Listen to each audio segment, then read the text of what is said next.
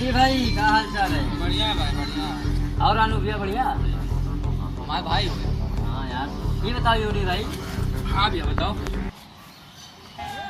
Net चलाने बाजा हो का? हाँ भैया क्या करे भाई।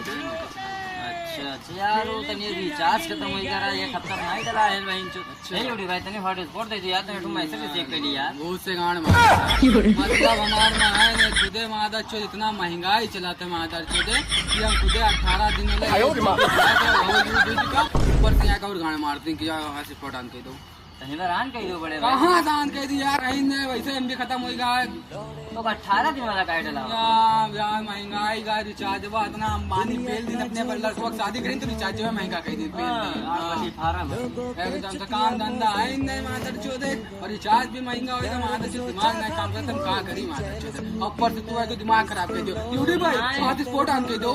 अरे यार रहा जो ना कुछ रिचार्ज हम डला ही ले, लेकिन हमारे लोग के काम जनते हो वही वाला है, हाथ बंद ना हो काम लंड ना हो। हाँ तो पैसा ने कहा ना चालू करो भैया, जाओ जाओ कोई दोस्ती नहीं माँ भाई, ना चालू करो बड़े भाई, रहा ही दो यार।